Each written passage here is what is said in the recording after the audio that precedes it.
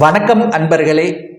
இன்றைக்கு நம்ம பார்க்கக்கூடிய ஒரு அற்புதமான ஒரு காணொளி என்னவென்றால், வருகின்ற 30/4/2024 வரை மேச மனையில் இருக்கின்ற குரு பகவானால் ஏற்படக்கூடிய மாற்றங்கள் திருப்பங்களை பற்றியும், செவ்வாயினுடைய பெயர்ச்சி சுக்கிர பகவானுடைய பெயர்ச்சியால் ஏற்படக்கூடிய பலன்களைத்தான் டீட்டெயிலாக இந்த பதிவில் நம்ம பார்க்க போகிறோம்.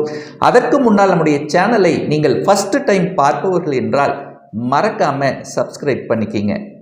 மகர ராசி அன்பர்களே, சனி பகவானை ஆட்சி வீடாகவும், செவ்வாய் பகவானை உச்சமாகவும், குரு பகவானை நீசமாக கொண்ட இந்த மகர ராசி அன்பர்களுக்கு மேச மனையில் இருக்கின்ற குரு பகவான ஏற்படக்கூடிய பலன்களும், இந்த சுக்கிர பெயர்ச்சி செவ்வாய் பெயர்ச்சினால் ஏற்படக்கூடிய மாற்றங்களை பார்க்கும் பொழுது, மேசம் என்பது இந்த மகர ராசி அன்பர்களுக்கு 4ஆம் வீடு, அதாவது சுகத்தை கொடுக்கக்கூடிய அந்த சுகஸ்தானம். அதில் குரு பகவான் கடந்த சில மாதங்களாக இருக்கார். ஆனாலும் ராகுனுடைய பிடியில் சிக்கிட்டு இருந்தார். அப்போ கிரகணத்துவம் அடைந்தது, சரியான சுகத்தை கொடுக்க முடியல, உடல்நலத்திலும் பிரச்சனைகளையும் தொந்தரவுகளையும் கொடுத்து கொண்டிருந்தது, தாயார்களால பிரச்சனை, தாயாரினுடைய உடல்நலத்தில் பிரச்சனை, இப்படி சுகஸ்தானத்தை கெடுத்து கொண்டிருந்தது அப்படின்னு சொல்லலாம். அப்போ குரு ராகுவோட இணைந்திருந்தால், அதுக்கப்புறம் குரு வக்ரம் பெற்றிருந்தார். ஆனால் இந்த 90 நாட்களில் குரு பகவான் அங்கே பரிபூரண ஒளி தத்துவத்தோட வலிமையாக இருக்கக்கூடிய, அது செவ்வாயினுடைய வீட்டில் இருக்கக்கூடிய அந்த குருவால பலவிதமான நன்மைகள் கிடைக்க காத்து கொண்டிருக்கிறது அப்படின்னு சொல்லலாம். என்ன சார் நன்மை கிடைக்கும்? சுகஸ்தானத்தை வலுப்பெருக்க போகிறது. அப்போ இதுவரைக்கு உங்களுக்கும் உங்கள் தாயாருக்கும் இருந்து வந்த கருத்து வேறுபாடுகள் விலகப் போகிறது. தாயினுடைய உடல்நலம் சார்ந்த விஷயத்தில் இருந்து வந்த பிரச்சனைகள் விலகப் போகிறது. வீடு வண்டி வாகனம் சார்ந்த விஷயத்தில் இருந்து வந்த குறைகள் தடைகள் விலகப் போகிறது அப்படிங்கிறத ஸ்ட்ராங்காக சொல்லலாம். அப்போ இதுவரைக்கும் ஒரு வீடு வாங்கணும், அந்த இடத்துக்காக அலைந்து கொண்டிருந்தேன், சரியான ஒரு லொக்கேஷன் கிடைக்கல அப்படின்னு இருக்கக்கூடிய இந்த மகர ராசி என்பவர்களுக்கு வீடு வாங்கக்கூடிய யோகம் மிகுந்த காலகட்டமாக உங்களுக்கு அமைகிறது.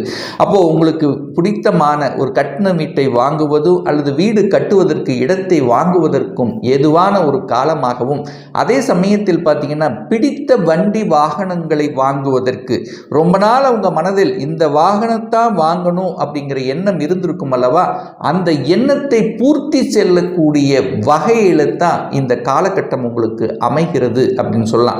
அதே சமயத்தில் பார்த்தீங்கன்னா அந்த 4ஆம் இடத்தை கெடுத்துட்டு இருந்ததில்ல, ஒரு வீட்டில் கூட ஒரு நிம்மதி இல்லாத தன்மையை ஒரு சிலர் கொடுத்திருக்கும். குடும்பத்திலும் பிரச்சனைகளை கொடுத்து கொண்டிருந்தது. அதாவது கடந்த 2.5 வருடங்களாக குடும்பம் சார்ந்த விஷயத்திலும், தொழில் சார்ந்த விஷயத்திலும், வியாபாரம் சார்ந்த விஷயத்திலும் இருந்து வந்த மன கஷ்டங்களை விளக்கக்கூடிய ஒரு நல்ல காலகட்டம் அப்படின்னு சொல்லலாம். அப்போ தொழிலில் பிரச்சனை இருந்தது, வியாபாரம் சார்ந்த விஷயத்தில் பிரச்சனை இருந்தது, குடும்பத்திலும் கணவன் மனைவிக்குள்ள பிரச்சனை இருந்தது, ஒரு சிலர் பிரிந்து கூட போகக்கூடிய சந்தர்ப்பங்களை கொடுத்திருக்கும். இப்போ இந்த காலகட்டம் அந்த பிரிந்தவர்களை ஒன்று சேர்க்கக்கூடிய ஒரு காலகட்டமாக உங்களுக்கு அமைகிறது. நல்ல குடும்பம் அமையல, அதாவது ஒரு திருமண வரன் நான் பார்த்துட்டே இருக்கிறேன், ஆனால் ஏதாவது ஒரு ரூபத்தில் தடைப்பட்டு கொண்டிருந்தது. எனக்கு எல்லாமே இருக்கு, பணம் இருக்கிறது, வசதி இருக்கிறது, ஆனால் திருமணம் மட்டும் நடக்கவே மாட்டேங்குது அப்படின்னு இருந்த இந்த மகர ராசி என்பவர்களுக்கு இப்போ சுப காரியங்கள் செய்யக்கூடிய ஒரு நல்ல காலகட்டமாகவும், குடும்பத்தில் அமைதியும் மகிழ்ச்சியும் சந்தோஷத்தை கொடுக்கக்கூடிய ஒரு காலகட்டமாக உங்களுக்கு அமைகிறது அப்படின்னு சொல்லலாம். அந்த 4ஆம் இடத்தில் இருக்கின்ற அந்த குரு பகவான் எங்க பார்க்கிறாருன்னா 8ஆம் இடத்தை பார்க்கிறார். அதாவது சுய ஒளி பொருந்தி வலிமை மிகுந்து அந்த 8ஆம் இடத்தை பார்க்கறதுனால ரொம்ப நாளாக கடந்த 2.5 வருடங்களாக ஒரு வழக்கு இருந்தது, பிரச்சனை இருக்கிறது, அந்த செய்யாத குற்றங்களுக்காக தண்டனை, இந்த மாதிரி வழக்கு சம்பந்தப்பட்ட விஷயத்திலிருந்து விடுதலை பெறக்கூடிய ஒரு காலகட்டமாக அமைகிறது. அதே சமயத்தில் பார்த்தீங்கன்னா நான் வேலை பார்க்கணும்னா வெளிநாட்டில் தான் நான் வேலை பார்க்கணும் அல்லது வெளிநாட்டில் தான் போய் இருக்கணும், இந்த மாதிரியான எண்ண உறுதி கொண்டவர்களுக்கு கடந்த சில காலங்களாக தடைப்பட்டு கொண்டிருந்த விஷயங்கள் இந்த காலகட்டத்தில் அந்த தடை விலக்கி நீங்கள் நினைத்தவாறு வெளிநாட்டு யோகம் என்பது அமையப்பெறுகிறது அப்படிங்கிற ஸ்ட்ராங்காக சொல்லலாம். அப்போ ஒரு ஏற்றுமதி இறக்குமதி இம்போர்ட் எக்ஸ்போர்ட் செய்த தொழில் இருந்தவர்களுக்கு சரியான ஒரு ஒப்பந்தம் கிடைக்கல அப்படின்றவங்களுக்கு ஒப்பந்தம் கிடைக்கக்கூடிய அமைப்பும் அதன் மூலமாக நல்ல வருமானம் பெறக்கூடிய வாய்ப்புகளும் சந்தர்ப்பங்களும் மிகுதியாக இருக்கிறது. அப்போ 4ஆம் இடத்தில் இருக்கின்ற அந்த குரு பகவான் தனது 9ஆம் பார்வையாக 12ஆம் இடத்தை பார்க்கிறார். அப்போ 12ஆம் இடம் என்பது வெளிநாட்டு சம்பந்தப்பட்ட ஒரு இடம். சரி, ராகு பகவானும் 3ஆம் இடமான முயற்சி ஸ்தானத்தில் இருக்கார். அப்ப ராகு 3இல் இருப்பதும் உங்களுக்கு உத்தமத்தை தரக்கூடிய அமைப்பு. அப்போ இந்த மகர ராசி என்பர்கள் வெளிநாட்டு சம்பந்தப்பட்ட அனைத்து விதத்திலும் நன்மை பயக்கக்கூடிய ஒரு காலகட்டம். நீங்க உங்களுடைய டிஸ்ட்ரிக்டில் இருந்தீங்கன்னா அதர் டிஸ்ட்ரிக்ட் சென்று வேலை பார்க்கக்கூடிய அமைப்பு, அல்லது ஸ்டேட் விட்டு ஸ்டேட் மாறக்கூடிய அமைப்பு, அல்லது கண்ட்ரி டு கண்ட்ரி டிரான்ஸ்ஃபர் போகக்கூடிய வாய்ப்புகள் சந்தர்ப்பங்கள் இருக்கிறது. அந்நிய மதம் சார்ந்தவர்கள், அதாவது அதர் காஸ்ட் சம்பந்தப்பட்டவர்கள் மூலமாக, ஒரு நண்பர்கள் மூலமாக உங்களுக்கு நல்ல அனுகூல மேன்மை, தொழில் ரீதியாக வேலை ரீதியாக அனுகூலம் கிடைக்கக்கூடிய வாய்ப்புகள் சிறப்பாக இருக்கிறது. அந்த 12ஆம் இடத்தை பார்க்கறதுனால அந்த 12ஆம் இடம் என்பது ரகசியம் அல்லவா? அப்ப ரகசியம் சம்பந்தப்பட்ட துறையில் இருக்கின்ற மகர ராசி என்பவர்களுக்கு உத்தமத்தையும் புகழ் பெறக்கூடிய வாய்ப்புகள் உங்களுக்கு சிறப்பாக இருக்கிறது. அதாவது சிபிசிஐடி இந்த மாதிரி ரகசியம் சார்ந்த துறையில் இருப்பவர்களுக்கு வளர்ச்சி கொடுக்கக்கூடிய ஒரு நல்ல காலகட்டமாக அமைகிறது. இந்த சுக்கிரனும், அதாவது தொழில் ஸ்தானத்தின் அதிபதியாக, அதாவது மகர ராசி மகர லக்ன அன்பர்களுக்கு யோகத்தை தரக்கூடிய ஒரு கிரகம் அப்படின்னு சொன்னா அது சுக்கிரன் அப்படின்னு சொல்லணும். ஏன்னா ஒரு கோணத்துக்கும் ஒரு கேந்திரத்துக்கு அதிபதியாக இருக்கின்ற பூர்வ புண்ணிய ஸ்தானத்துக்கும் அதே சமயத்தில் தொழில்ஸ்தானத்துக்கு அதிபதியாக இருக்கின்ற சுக்கிர பகவான் உங்களுடைய லக்னத்திலேயே உங்களுடைய உயிரில் உங்க மூளையில் இருக்கிறது. அப்போ தொழில் வியாபாரத்தில் எப்படி செய்தால் நமக்கு வெற்றி கிடைக்கும், எந்த மாதிரியான ஸ்ட்ராட்டஜி உபயோகிக்கணும் அப்படிங்கிறது இப்போ உங்களுக்கு உதிக்கும். அப்போ கடந்த கால தவறுகள் எதையெல்லாம் நீங்கள் தவறு செய்தீர்களோ அந்த தவறுகளை திருத்தி, அதாவது ஒரு நல்ல அனுபவத்தை உங்களுக்கு கொடுத்திருக்கும். அந்த அனுபவத்தின் வாயிலாக இப்போ தொழிலில் மேன்மை தரக்கூடிய ஒரு நல்ல காலகட்டமாக அமைகிறது. அப்போ இதுவரைக்கும் ஒரு நல்ல வேலையாட்கள் கிடைக்கல, ஒரு நல்ல நான் என்னுடைய தொழிலுக்கு தகுந்த மாதிரியான ஆட்கள் கிடைக்கலங்கிறவங்க இப்போ ஒரு நல்ல வேலையாட்கள், அது நல்ல ஒரு ஸ்ட்ராட்டஜிக், நல்ல படித்த திறமை வாய்ந்த வேலையாட்கள் கிடைப்பார்கள் அப்படின்னு சொல்லலாம். ஸோ அதன் மூலமாக தொழிலில் உயர்வு கிடைக்கக்கூடிய தன்மை. ஏன்னா அந்த 10ஆம் அதிபதியாக இருக்கிற சுக்கிரன் இந்த மாதம், அதாவது இந்த பிப்ரவரி மாதம் வந்து பார்த்தீங்கன்னா உங்கள் லக்னத்தில் ராசியில் இருக்கார்.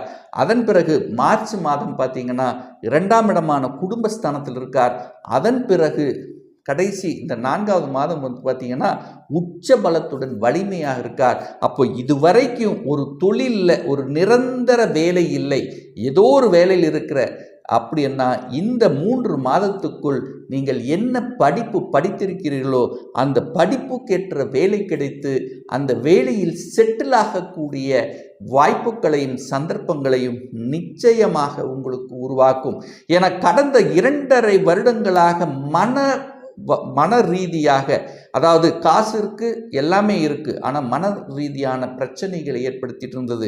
காசு இருந்தால் குடும்பம் சார்ந்த விஷயத்தில் பிரச்சனை, ஆனால் குடும்பம் இருந்தால் காசு சம்பந்தப்பட்ட விஷயத்தில் பிரச்சனை, தொழில் ரீதி பிரச்சனை, பணம் கொடுத்த பணம் திரும்பி வரல, இப்படி ஏதாவது ஒரு ரூபத்தில் மன அழுத்தத்தை கொடுத்து கொண்டிருந்த மகர ராசி என்பர்கள் இப்போ அதிலிருந்து விடுபட்டு புதிய உத்வேகத்துடன், அதாவது புதிய பரிணாமத்துடன் புதிதாக பிறந்தோம் அப்படிங்கிற அமைப்புக்கு ஏற்ப உங்களுக்கு அடுத்தடுத்து உங்களுக்கு வளர்ச்சி தரக்கூடிய, தொட்டதை துலங்கக்கூடிய வகையில்தான் இந்த காலகட்டம் உங்களுக்கு சிறப்பாக இருக்கிறது அப்படின்னு சொல்லலாம். அப்போ கடந்த காலத்தில் எத்தனை பிரார்த்தனைகள் வைத்தீர்கள், எத்தனை கோயிலுக்கு சென்றீர்கள், எத்தனை விளக்கு வைத்தோம், எத்தனை இடத்துக்கு சென்றோம், பட் ஒரு பலிதம் கிடைக்கலையே என்று இருந்த மகர ராசி என்பவர்கள் உங்களுடைய பிரார்த்தனை கடவுளினுடைய அனுகிரகத்தோட இப்போ நல்ல காலம் பிறந்துருச்சு அப்படின்னு சொல்லணும்.